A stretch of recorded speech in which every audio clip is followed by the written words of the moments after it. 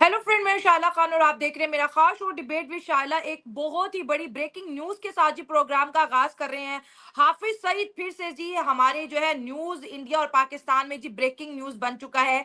उनके जो नेफ्यू हैं अब्बू कतल सिंधी को जी जेलम के अंदर गन डाउन किया गया है। ये हाफिज सईद के राइट हैंड बताए जाते हैं, कहीं पे ये मेंशन किया जाता है ये उनके नेफ्यू भी हैं। हाफिज सईद को भी जी टारगेट किलिंग का निशाना बनाया गया है। उनके जो है जख्मी होने की खबर सामने आ रही है। फिलवक्त पाकिस्तान से इसकी कोई कंफर्मेशन नहीं मौसूल हुई, लेकिन अबू कत्ल सिंधी को जी गन डाउन किया गया है। हम यहाँ पे बात करें कि अभी हम क्वेटा ट्रेन हाईजैक के मामले से नहीं निकले थे, जिसके ऊपर डीजीआईएसपीआर ने स्पेशल जो है प्रेस कॉन्फ्रेंस की और बताया कि बीएलए और रॉ जो है आपस में कनेक्टेड है, जो कि इस तरह के ऑपरेशन पाकिस्तान में कर रहे हैं।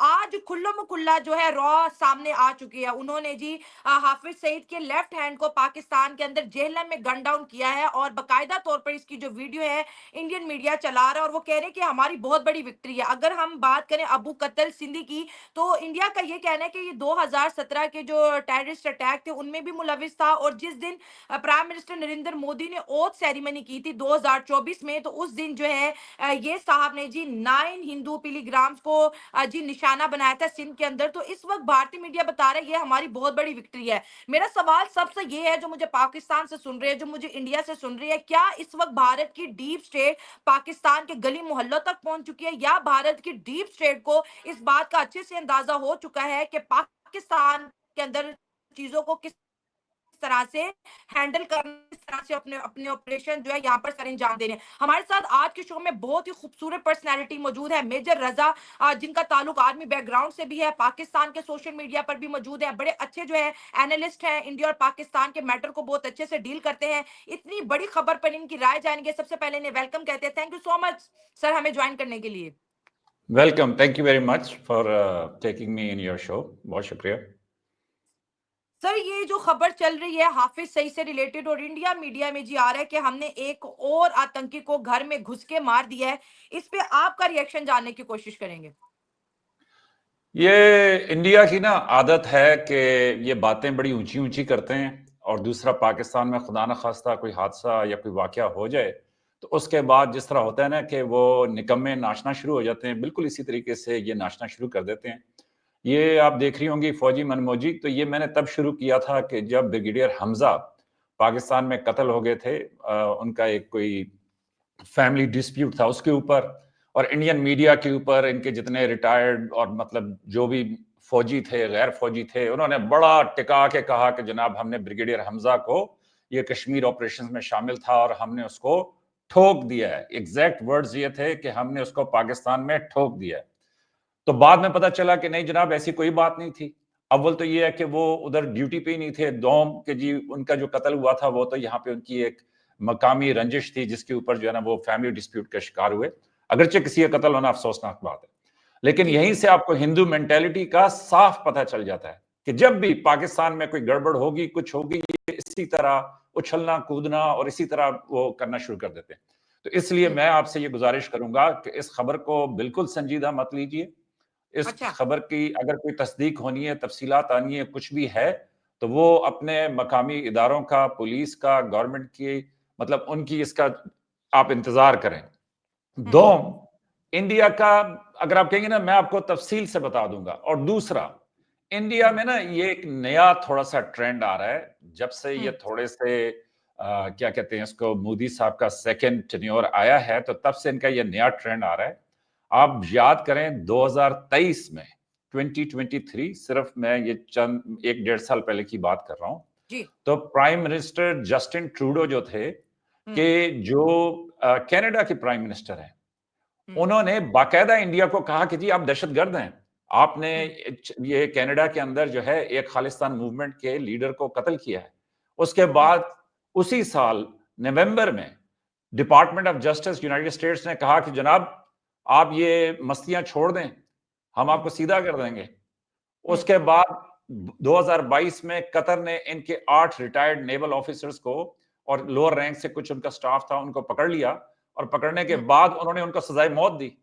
उसके बाद जर्मनी से इनके डिप्लोमेट को निकाला 2023 के अंदर। लेकिन उसके उनको बाद रिलीज ऑस्ट्रेलिया कर से दिया था निकाला। फिर। तो मैं आपसे ये कहना चाहता हूं कि हम्म। इंडियंस जो है ये थोड़ा सा हौसला रखें। अभी फरवरी का महीना गुजरा है। असल में फरवरी जब आता है ना, तो बाकी लोग तो वैलेंटाइन या मतलब कोई और चीजें मनाते हैं, इनको वो अभिनंदन की चाय जब हम याद कराते हैं तो उसके बाद तकलीफ का एक ऐसा समा होता है कि फिर ये आप अंदाजा कर लें कि ये मार्च, अप्रैल, मई, जून तक जो है ना इसी तरह उछलते कूदते रहेंगे। फिर थोड़ी खामोशी होगी, दोबारा जब फरवरी आएगा तो इसी तरीके से। और कुछ इंडियन कमेंटेटर्स लिख रहे थे कि मेजर साहब अभिनंदन का आप बार-बार जिक्र करते हैं। तो भाई अभिनंदन का क्यों नहीं मैं जिक्र करूंगा? आपका मिग 21 के ऊपर आपका एक क्या कहते हैं ऑफिसर जो है वो पाकिस्तान के अंदर लैंड करता है। तो और दूसरा एक चीज और मैं आपके क्या कहते हैं उसको तवज्जो में लाना चाहता हूं। जी। इनका देखें, ये जो बलूचिस्तान का भी इंसिडेंट था, आपने उसका जिक्र किया, तो जी। आप ये देख लें, आम चलती हुई बस, आम ट्रेन, मतलब जो सॉफ्ट टारगेट हैं, आम सिविलियंस। इसी तरीके से जब इन्होंने पुलवामा के अंदर भी एक एयर अटैक करने के कि जी हमने सर्जिकल स्ट्राइक की है, तो आम सिविलियंस के ऊपर हमला किया। और उसके जवाब में आप देखें कि जब आपकी पाकिस्तान एयरफोर्स गई, आपकी पाकिस्तान एयरफोर्स ने जब अटैक किया तो सप्लाई डिपो के ऊपर और उनके जो ब्रिगेड हेडक्वार्टर थे उनके ऊपर, और लास्ट सेकंड के ऊपर मिसाइल का रुख तब्दील कर दिया। इंडिया को सिर्फ यह जता दिया कि जनाब अगर आप हमला करेंगे तो हम आपके मिलिट्री तक। तो ये थोड़ा सा ना असूल के अंदर फर्क है कि इंडियन साइड के ऊपर वो हर चीज के ऊपर जो है ना वो खुश हो जाते हैं, लेकिन हमारी साइड के ऊपर थोड़ी सी मेच्योरिटी है। वो इसलिए कि हम समझते हैं कि खित्ते में अमन रहना चाहिए सब कुछ। तो आपका जो ठीक है। पहला सवाल है कि जी। ये अबू कताल का जो ये जिक्र कर रहे हैं, मुझे नहीं मालूम कि वो कौन है। मुझे ये भी नहीं मालूम कि वो आप कह रही हैं कि हाफिज सईद के कोई रिश्तेदार हैं या उनके राइट हैंड है। मुझे बिल्कुल इस बारे में मालूम नहीं है। लेकिन जो मेरी एक संजीदा ओपिनियन है वो ये है कि इंडियन मीडिया के ऊपर जो इस तरह की खबरें नशर होती हैं, बुनियादी तौर पे वो क्या करने की कोशिश कर रहे हैं? बुनियादी तौर पे वो जी। ये करने की कोशिश कर रहे हैं कि बलूचिस्तान में ये जो एक अटैक हुआ अफसोसनाक, तो उस अटैक के बाद वो एक माहौल कायम करने की कोशिश कर रहे हैं। क्यों? वो इसलिए कि 2023, 2022, 2024 इंडिया बहुत अंडर प्रेशर रहा है। वो इसलिए कि आलमी तौर के ऊपर हमने नहीं, हम तो चलो पुराने कहते हैं ना कि ये इंडियन जो हैं ये कातिल हैं, दहशतगर्दी करते हैं और इस तरह की कार्रवाइयों को सपोर्ट करते हैं। लेकिन और इंडिया हमें कहता है कि जी हम ये करते हैं। तो हम दोनों का तो चले मामला समझ में आता है। लेकिन जब अमेरिका ने, कनाडा ने, जर्मनी ने, ऑस्ट्रेलिया ने इंडियन गवर्नमेंट को यह बावर कराया है, और अभी इनके जयशंकर साहब गए हुए थे लंदन में, तो वहां पे भी एक बड़ा बहादुर खालिस्तान का वो जो सिख नौजवान था, वो उनकी गाड़ी के सामने आके उसने इंडिया के झंडे को फाड़ दिया। तो इंडिया को ना थोड़ी सी अपनी चिंता करनी चाहिए, बजाय इसके कि सुबह भी पाकिस्तान, शाम भी पाकिस्तान और जो है ना रात भी पाकिस्तान। ठीक है मेरे साहब, आपका गुस्सा कहीं न कहीं राइट भी है, क्योंकि एक चीज़ जो है अभी पाकिस्तान में उसकी खबर नहीं आती और वो इंडियन मीडिया में बहुत तेज़ी से स्प्रेड होती है। इंडिया को ये कह जाए कि उनका मीडिया बहुत बड़ा है और उनकी आवाज़ जो है एक सॉफ्ट इमेज की वजह से दुनिया सुनती भी है। लेकिन जैसे आपने कहा कि ये जो अबू कत्ल की हम बात कर रहे हैं, जिनको गन डाउन किया गया है, इंडियन मीडिया के मुताबिक पाकिस्तान ने भी इस चीज़ को कन्फर्म नहीं किया। सोशल मीडिया इस खबर से भर चुका है। लेकिन सर, यूनाइटेड नेशन में अगर आपको याद है, जैसे आपने कहा कि इंडिया बस बड़ी-बड़ी बातें कर रहा है, ऐसा कुछ नहीं होता। तो यूनाइटेड नेशन में ऑलरेडी हम ये केस लेके जा चुके हैं कि भाई 22 से 23 लोगों को इंडिया ने पाकिस्तान में टारगेट किलिंग किया। अब ये टारगेट किलिंग किस तरह हो रही है, इंडिया किस तरह पाकिस्तान के गली मोहल्लों तक पहुंच रहा है, किस तरह से वो अपने जो डेजिग्नेटेड जो उनके टेररिस्ट हैं उनके अकॉर्डिंग वो उनको यहाँ पर जी खत्म कर रहा है और बोल रहे हैं हम घर में घुस के मार रहे हैं। पाकिस्तान यूनाइटेड नेशन में जाता है और रिजल्ट कुछ भी नहीं। देखें, एक तो मेरे ख्याल में कि इंडिया और पाकिस्तान इतना बड़ा बॉर्डर शेयर करते हैं और इतनी जी। हमांगी है दोनों मुल्कों में कि जी वहाँ के लोग यहाँ की ज़बान बोल लेते हैं, समझ लेते हैं, इसी तरीके से यहाँ के लोग वहाँ के, और हम एक दूसरे कल्चर से भी बड़ी अच्छे तरीके से वाकिफ हैं। तो ऐसे में अगर कोई यहाँ पे दहशतगर्दाना कार्रवाई करता है, तो उसमें कोई मेरे हिसाब से कोई इतनी अचंभे की बात नहीं है। मेरे हिसाब से इंडिया, फिर मैं दोबारा यही कहूँगा, आपने कहा कि जी आप गुस्से में, असल में गुस्से में नहीं, वो जिस तरह होता है ना कि इंसान ज़िद हो जाता है कि भई जिस तरह वो मक्खी आपको तंग कर रही हो ना तो आप ज़िद हो, इसी तरीके से मैं ज़रा ज़िद हो रहा हूँ कि भई बार-बार एक ही बात, वो हाफ़िज़ सईद, वो अजमल कसाब, मतलब ये भाई देखिए ना, आप एक बात करें कि जो बड़े मसले हैं, ये तो फिर भी छोटे छोटे गली मोहल्लों के मसले हैं ना। आपका जी। कश्मीर का मसला है कि भाई आप उसके ऊपर बातचीत करें ना जी, कश्मीर के लोगों को उनका हक, उनका राइट, और कश्मीर के लोगों को आप करने दें कि जो वो करना चाहते हैं। तो उन हम्म। मसलों से तवज्जो हटाने के लिए इस तरह के ये छोटे छोटे मसाइल के ऊपर ये बात करते हैं। हम्म। अभी मैं आपको ना एक जरा समझाता हूं कि देखें, क्या आपने पाकिस्तान में कभी कोई इस तरह की कत्ल गारत देखी है कि जिसमें जत्थे जो हैं वो गली मोहल्लों में जाके किसी माइनॉरिटी को या किसी दूसरी कौम को, फॉर एग्जांपल पंजाबी जो हैं, वो अभी जितना बड़ा वाकया हुआ है, पंजाब ने तो मजम्मत भी नहीं की बलोचिस्तान की, वो इसलिए कि पंजाब जो है बलोचिस्तान को भाई समझता है। तो इसी हम्म। तरीके से आप मुझे बताएं कि क्या कभी आपने ये देखा है कि जी पंजाबी गुस्से में उठे हों और उन्होंने जो है 50 लोगों को इकट्ठे कत्ल कर दिया हो या 150 लोगों को कत्ल कर दिया हो? हम्म। तो समझे, जाफराबाद की ट्रेन का जब अटैक हुआ है तो 2020 में जाफराबाद ही एक जगह है दिल्ली के अंदर कि जहां पे मुस्लिम हिंदू फसादात हुए।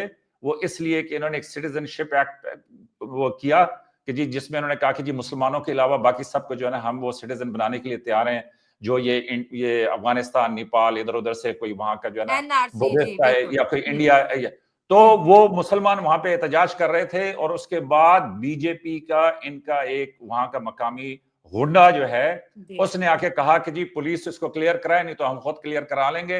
और उसके 2 घंटे के बाद इन्होंने वहां पे मुसलमानों को भून के रख दिया। तो हम्म। आप कभी सोच सकती हैं पाकिस्तान के अंदर कि जी 50, 60, 70 लोगों को आप इस तरीके से एक दिन के अंदर या 2 घंटे के अंदर गली मोहल्लों के अंदर उनके घरों में दाखिल होकर आप उनको कत्ल कर दें? अभी बलूचिस्तान में कितना बड़ा वाकया हुआ है, ये 10वां वाकया है कि जिसमें वो कहते हैं जी पंजाबी अलहदा हो और पंजाबी को वो गोली मार देते हैं। आप खुद पंजाब से, मुझे बताएं, हम्म। आपने कोई एक आवाज भी सुनी किसी लीडर की, किसी स्टूडेंट की, किसी बच्चे की, सोशल मीडिया पे किसी की कि नहीं यार चलो चलते हैं बलोचियों का भून देते हैं? हम्म। और बिल्कुल, एक माजरत चीज मैं यहाँ सुने पर, नहीं सुने, नहीं मेजर नहीं नहीं साहब, सुने जी, जी। मैं आपके सामने एक चीज रखूंगी। जैसे आपने मेरा जिक्र किया कि मैं पंजाब से हूँ और जिस मार्केट में हम शो करते हैं वहां पर 50 to 60% जो है जो यूथ है वो बलूचिस्तान से है, जो लाहौर के अंदर जो है पढ़ने आई हुई है। उनका भी यही मानना है कि हमें पंजाब में खुले दिल से वेलकम किया जाता है, पंजाबी लोग हमें दिल से लगाते हैं, हमसे मोहब्बत करते हैं। और लाहौर के अंदर जितने भी बलोच स्टूडेंट है स्पेसिफिकली उनके लिए उनके हॉस्टल ड्यूज में भी रियायत है, उनके लिए सस्ता खाना भी है, हर चीज भी है। पंजाबी बोलता है कि भाई हम बलोचों को सीने से लगाते हैं और बलूचिस्तान में हमारे आईडी कार्ड को देख के जिस तरह से हमें मारा जाता है, ये अफसोसनाक वाकया है। लेकिन हम उनसे नफरत आज भी नहीं करेंगे। ये कुछ बैरूनी साजिशें हैं जो हमें लड़वा रही हैं। वो उनके यस, हत्थे तो चढ़ सकते हैं लेकिन हम आज भी उनसे ज्यादा प्यार करेंगे ताकि इनको पता चले पंजाब हमारा दुश्मन नहीं है, सिंध नहीं है। लेकिन मेरे साहब एक बात देखिए, एज अ पाकिस्तानी हमें यहाँ पर मेंशन करनी पड़ेगी। हम कहाँ नहीं लड़े, हम बलूचिस्तान में लड़ रहे हैं, हम केपीके में लड़ रहे हैं, हम कश्मीर को लेकर लड़ रहे हैं। ऐसी कौन सी जगह मेरे ख्याल से दहशतगर्दों ने जिसको टारगेट नहीं किया जहां पे हम नहीं, हमारी फोर्सेस को, हमारे सिक्योरिटी इदारों को इस वक्त बहुत बड़ा चैलेंज है। कभी हम कोयटा में ऑपरेशन करते हैं तो कभी हम केपी में करते हैं, कभी हम जो है कश्मीर में करते हैं। तो ये जो चैलेंजेस हमें इस वक्त आ रही है, इसके ऊपर आपका क्या स्टांस है? देखें, एक एक एक शैला, शायला आप एक बात को जरा भी आराम से समझिएगा। जी। बलूचिस्तान पाकिस्तान का 44% है, चवालीस हम्म। फीसद रकबे के लिहाज से। जी। ठीक। और बलूचिस्तान की जो कुल आबादी है, कुल आबादी बलूचिस्तान सूबे की जो आबादी है वो पाकिस्तान की 7 या 8% है। ठीक। जी। और हम्म। उसमें से जो बलोच आबादी है वो 3%, 3.25, 3.5%। और उसमें से अगर आप कह लें आधा फीसद या आप कह लें कि इशारिया 0.1%, ये वो बलोच बच्चे हैं कि जिनको ये बैरूनी स्पॉन्सर मिसगाइड कर रहे हैं। और मिसगाइड, महरूमियां बिल्कुल होंगी, बहुत सारी शिकायतें होंगी वहां पे, उनको तालीम चाहिए, उनको मतलब तरक्की चाहिए, उनको हकूक चाहिए। और फिर वो सोचते होंगे कि इतना बड़ा सूबा है और माशाल्लाह बलूचिस्तान बड़ा शानदार सूबा है, मादनियात से भरा हुआ सूबा है, तो उस सूबे में उन बच्चों के, उन बुजुर्गों के जायज मुतालबात होंगे या जी। उनकी ख्वाहिश होगी। यहां तक तो बात समझ में बड़ी आ गई। खूबसूरत बात, बिल्कुल लेकिन बिल्कुल। एक चीज समझिए कि हम्म। अगर 100% भी बलोच किसी मामले इकट्ठे हो जाएं तो बलूचिस्तान में फिर भी पश्तून हैं, हजारा हैं, मतलब दीगर कौमें आबाद हैं कि जो बलूचिस्तान आबादी का हिस्सा है। नंबर 2, जैसे जैसे चाइना सीपैक लेके गवादर की तरफ आ रहा है, जी। जैसे जैसे गवादर आबाद हो रहा है, तो जो बैरूनी ताकतें हैं वो किसी सूरत ये नहीं चाहती, और इसमें तमाम बैरूनी ताकतें हैं, इंडिया भी शामिल है और कई और भी शामिल है, कि वो जी। किसी सूरत ये नहीं चाहती कि जी यहाँ पे तरक्की के रास्ते खुले और चाइना यहाँ पे आके खड़ा हो। क्योंकि आपको पता है अच्छी तरीके से कि पाकिस्तान और चाइना आपस में जो एक दूसरे के साथ दोस्ती है, मतलब वहां पे बाकायदा चाइना में स्कूलों में वो पढ़ाते हैं कि पाकिस्तान जो है वो हमारा दोस्त है। आप मेरी बात समझिए। तो जी। एक तो ये फैक्टर है। नंबर 2, जो बात मैं अपने बलोच बच्चों को और बच्चियों को समझाने की कोशिश करता हूं वो ये कि ये समझने की कोशिश करें कि अभी 3 साल पहले, मतलब आप 100 साल पहले ना जाएं, 3 साल पहले रूस की और यूक्रेन की जंग शुरू हुई है। उसमें अमेरिका और यूरोप ने 350 400 बिलियन डॉलर, मैं 5-6 बिलियन डॉलर नहीं कह रहा, ऑन रिकॉर्ड है कि 500 बिलियन डॉलर प्रेसिडेंट ट्रंप ने अगले दिन कहा कि जी 350 बिलियन, तो 500 बिलियन डॉलर उन्होंने यूक्रेन को दिए।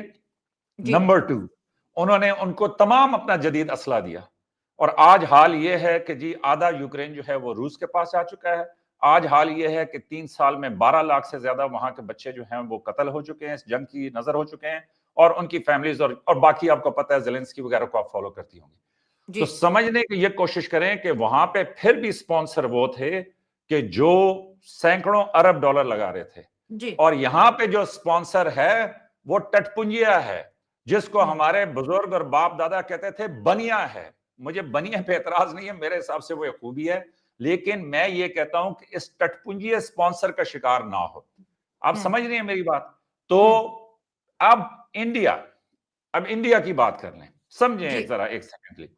15% आबादी इंडिया में मुसलमानों की है, हम्म। 5-6-10% जो है बाकी है, जिसमें 2-2.5% सिख हैं, फिर इस तरह दीगर कौमें जो हैं वो इंडिया का हिस्सा हैं, 15-20% के करीब ये बनता है। लेकिन इंडियन सोसाइटी के अपने अंदर, ये समझें, इंडियन जी। सोसाइटी के अपने अंदर 25 से 30% जो हैं वो दालित हैं, वो शूदर भी नहीं है, वो दालित हैं। पहले ब्राह्मण हैं, फिर क्षत्रिय हैं, फिर उसके बाद वैसु हैं। मतलब उन्होंने कहा कि जी सर जो है वो पादरी है, जो बाजू हैं वो क्षत्रिय हैं कि जो मतलब लड़ते हैं, पेट जो फार्मर्स हैं, मर्चेंट्स हैं, उससे मोदी साहब हैं। मोदी साहब भी पहले दूसरे दर्जे में नहीं आते। सोचें 21वीं सदी के अंदर इस तरह का सोसाइटी है, और उसमें जो शूदर हैं वो पांव हैं, मतलब टांगे हैं कि जिसमें ये लेबर वगैरह आ जाती है, ये वो, और जमीन जो है वो दालित है। दालित पता है किसको कहते हैं शाइला? जी। दालित उसको कहते हैं जिसको अनटचेबल कहते हैं, कि वो किसी उसको छू ही नहीं सकते, उसको इतना ये गंदा और गलीज तस्वर करते हैं। तो जी। सोचें, 25% आबादी को ये दालित मानते हैं, शूद्र मानते हैं, और वो कभी उससे निकल ही नहीं सकता। और 32%, मतलब हर चौथा इंडियन जो है वो दालित है, और 32% मतलब हर तीसरा जो जेल के अंदर है वो भी दालित है। तो उनका काम है मुर्दारों की खाल उतारना, उनका काम है मतलब गलाजत और ये साफ करना, उन मतलब वो माशरे के पिसे हुए रुले हुए बर्बाद लोग हैं। तो हम्म। इंडियन सोसाइटी का अपना ये हाल है कि वो rape capital of the world है। इंडियन हम्म। अपनी सोसाइटी का हाल ये है कि वो lynching capital of the world है। ठीक, हम्म। आप अभी पढ़े, वो कल एक प्रोग्राम के अंदर एक और आए हुए थे, उन्होंने कहा जी आप बताएं पिछले 5 साल में कौन सी लिंचिंग हुई है।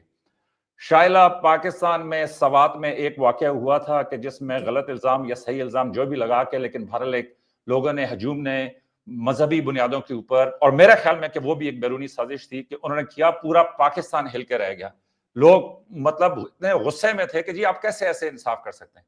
लेकिन आप ये देखें कि इंडिया में, आप गूगल कर लें, मैं तो नहीं कहता कि मेरी बात को आप माने, आप अपनी आजकल तो वो एआई है, आप उसके ऊपर कर लें, 70 से 80 जो है ना इन्होंने लिंचिंग की है पिछले 5 साल के अंदर, और 2-2 दिन लटकाए रखा है मुसलमानों को।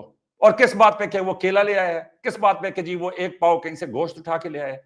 तो इन्होंने 2-2 दिन बांध के मुसलमानों को फटियों से मारा, और उसके भाई का बयान ये था कि इस बुरे तरीके से हमारे भाई की लाश थी कि हम उसको गुस्ल भी नहीं दे सके थे। इन्होंने दालित लड़की को बरहम, इन्होंने मतलब 4 ने मिलके रेप करके उसकी जबान तक के अंदर सुराख करके, ये इंडिया का केस है, पूरा इंडिया उसके ऊपर चीखें मारता रहा है कि जनाब आप इस बुरी तरह से जुल्म कैसे कर सकते हैं। और फिर कमाल देखें, उन 4 में से जो है 3 वो आजाद भी हो गया अदालत से। तो इंडियन से मैं ये नहीं कहता कि ये अच्छी बात है, हम्म। मैं ये भी नहीं कहना चाहता कि मतलब इंडियंस बुरे हैं। मैं तो बल्कि कई प्रोग्राम्स के अंदर कहता हूं कि जी हम एक ही धरती से हैं, हमने हमसाए हम्म। रहना है, हमने इकट्ठे एक ही जगह पे रहना है। लेकिन मैं ये कहता हूं कि ये आईना दिखाना जरूरी है।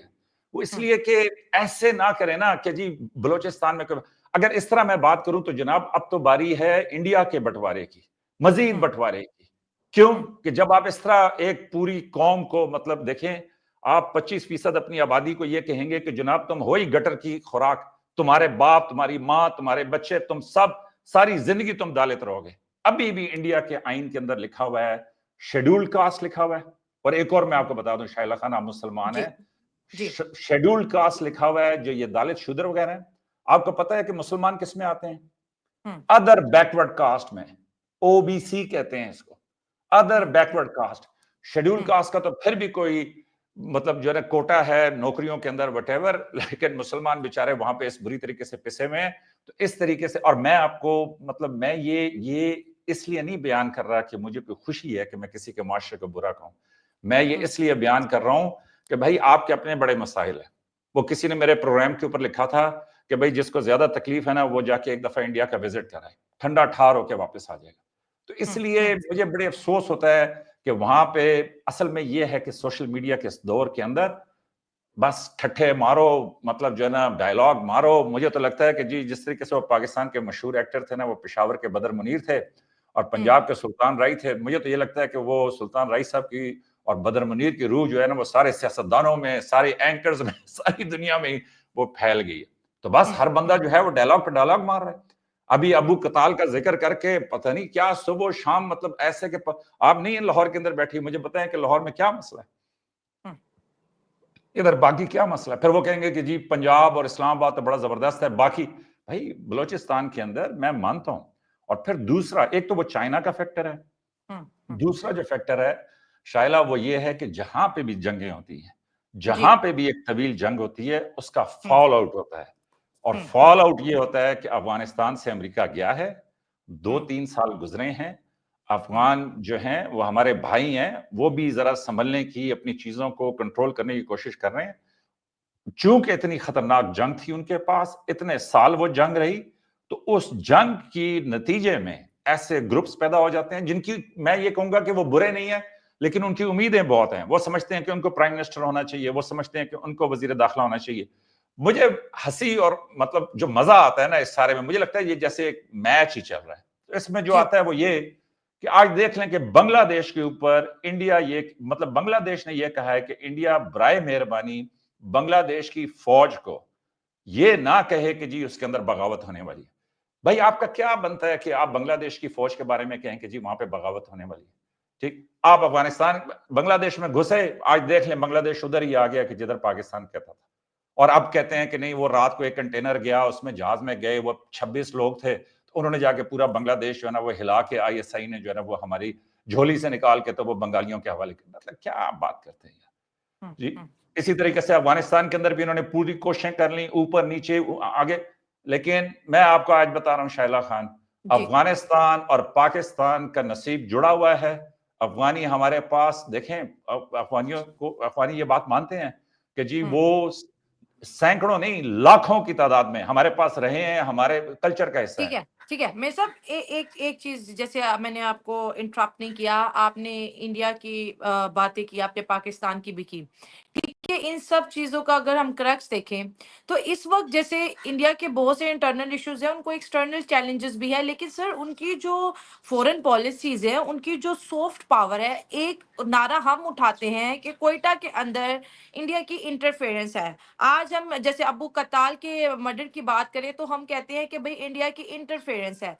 तो भाई हमारी तो कोई नहीं सुनता ना। इंडिया का जो इमेज इस वक्त दुनिया के सामने पोर्ट्रे हो चुके हैं, दुनिया तो उसको मानती है। हर फोरम पे इंडिया बोलता है जी पाकिस्तान क्रॉस बॉर्डर टेररिज्म कर रहा है, दोस्ती और दुश्मनी एक साथ नहीं हो सकती। वो चीज तो दुनिया सुन रही है, ठीक है, लेकिन हम इस वक्त जो है दहशतगर्दी के जंग में हैं। हमें इस वक्त नुकसान इंटरनली भी पहुंच रहा है, हमें एक्सटर्नली भी डैमेज किया जा रहा है, हमारी मीडिया भी चला रही है, हमारे सियासतदान भी चला रहे हैं, लेकिन सर हमारी साइड से तो केस लड़ने वाला कोई भी नहीं है ना। और अगर इतनी ही कोशिशें इंडिया से हैं, जैसे इंडिया बोलता है आप कश्मीर में इंटरफेरेंस करोगे तो हम बलोचिस्तान में करेंगे, वो तो ओपनली बोलते हैं, ठीक है। तो सर इंडिया और पाकिस्तान के बीच बैठ के इन मसलों को हल क्यों नहीं किया जा सकता? अगर बलोचिस्तान में कोई मरता है तो इंसान मरता है जिसके ऊपर हमें अफसोस है। इंडिया में अगर कश्मीर में कुछ अटैक्स होते हैं, वहां पे कश्मीरी मरते हैं, उस पर भी हमें अफसोस है। तो इन दोनों इंडिया और पाकिस्तान के बीच ये हालात नॉर्मलाइज नहीं होते, वो कुछ करते हैं तो उस पर प्राउड फील करते हैं, हमारी साइड से कुछ होता है तो हम भी प्राउड फील करते हैं। ये शैला देखें, अगर आप इस तरह बात करती हैं ना, तो फिर आप एक काम करें कि आप जाके जरा यूरोप की तारीख पढ़ें। जी। 10-10 लाख फौजी मोर्चों के ऊपर, मतलब उन्होंने एक दूसरे को कत्ल कर दिया, शक्लें एक जैसी, जबान एक जैसी। फिर ये भी पढ़ें कि एक क्रिसमस के ऊपर फौजें आमने सामने लगी हुई हैं, उधर जर्मन्स हैं, इधर ये ब्रिटिश हैं, और लड़ लड़ के थक चुके हैं लेकिन मोर्चों में लगे हुए हैं।